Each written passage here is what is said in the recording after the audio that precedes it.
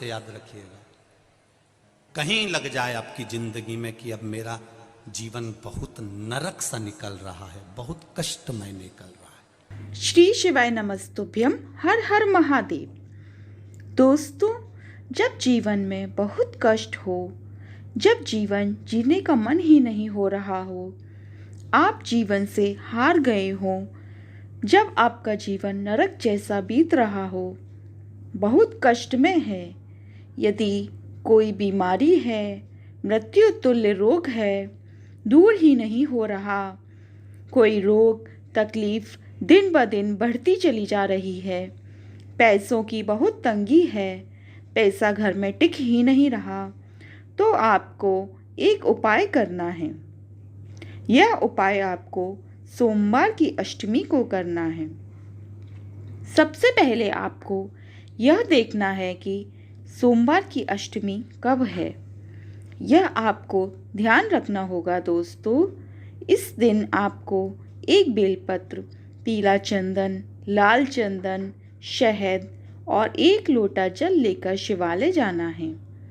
अगर आपके पास बेलपत्र नहीं है तो शिवजी पर चढ़ी हुई बेलपत्र को ही धोकर प्रयोग में आप ले सकते हैं। फिर आपको बीच वाली पत्ती पर पीला चंदन लगाना है और नीचे की दोनों पत्तियों पर लाल चंदन लगाना है।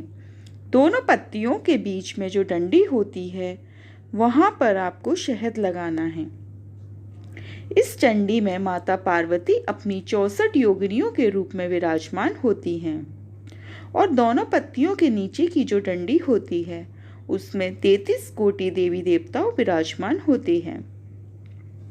तो दोस्तों, आप अच्छे से समझ गए होंगे कि बीच की पत्ती पर पीला चंदन, नीचे की दोनों पत्तियों पर लाल चंदन और बीच की पत्ती और दोनों पत्तियों के बीच की जो डंडी होती है वहाँ शहद लगाकर अपने घर के नज़दीकी शिवालय में जाकर सोमवार की अष्टमी के दिन इस बेलपत्र को नमः शिवाय, ओम नमः शिवाय, श्री शिवाय नमस्तुभ्यम या महामृत्युंजय मंत्र बोलकर अशोक सुंदरी के स्थान पर चढ़ाना है।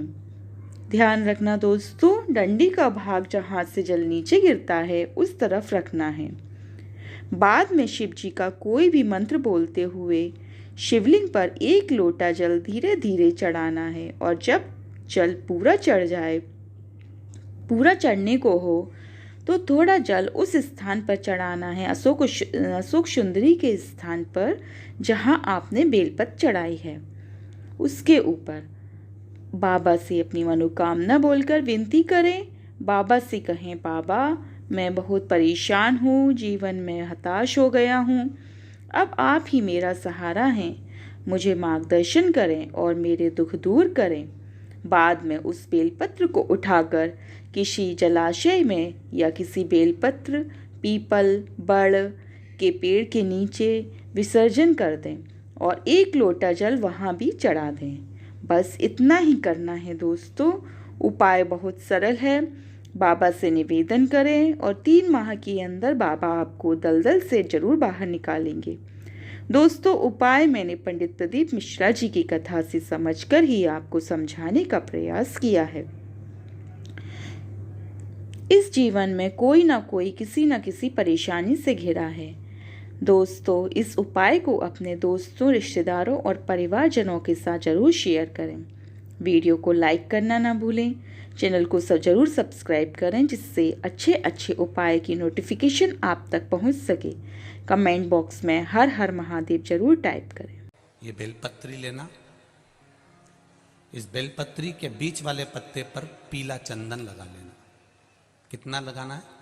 बीच वाला जो पत्ता है उस पर पीला चंदन। जब आपको लगे कि मेरा जीवन बहुत कष्टमय है, अब ये रोग, अब ये कष्ट दूर ही नहीं हो रहा, अब ये आए दिन तकलीफ पर तकलीफ बढ़ती जा रही है, आए दिन रोग, बीमारी, पैसा घर में बच नहीं रहा, बहुत कष्टमय जीवन है, इसमें लगाओ पीला चंदन बेलपत्री की बीज पत्ती पर। महाराज, और बीज पत्ती पर जब चंदन लग जाए, लगने के बाद में ये दोनों पत्ती पर लाल चंदन लगा लीजिए।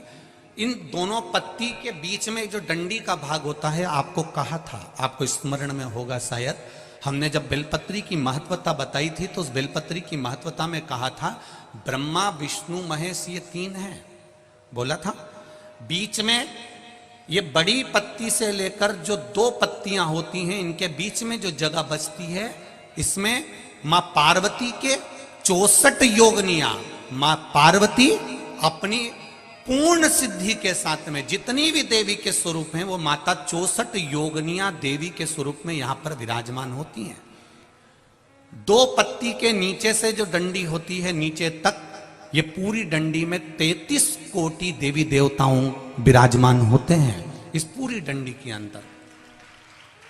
तो ये बीच वाली पत्ती है, ये जो बीच वाली पत्ती का जो भाग होता है, इस पत्ती के भाग में शहद का प्रयोग कर कर, यहां पीला चंदन, लाल चंदन, लाल चंदन, शहद का प्रयोग कर कर, इसी तरह से पकड़कर ये बेलपत्री की जो डंडी है वो अशुक सुंदरी पर जब आप समर्पित करें तो जहां से जल बहता है उस ओर पर इस पत्ती को चढ़ाकर केवल आपके हृदय की बात कहकर देव अधिदेव महादेव से कोई भी शिव जी का मंत्र, पंचाक्षर नमः शिवाय, षडाक्षर ओम नमः शिवाय, श्री शिवाय नमस्तुभ्यम, या महामृत्युंजय मंत्र, जो शिव का मंत्र हो आपके पास में, उसको बोलते हुए देवाधिदेव महादेव को धीरे धीरे जल की धार चढ़ाना प्रारंभ करो।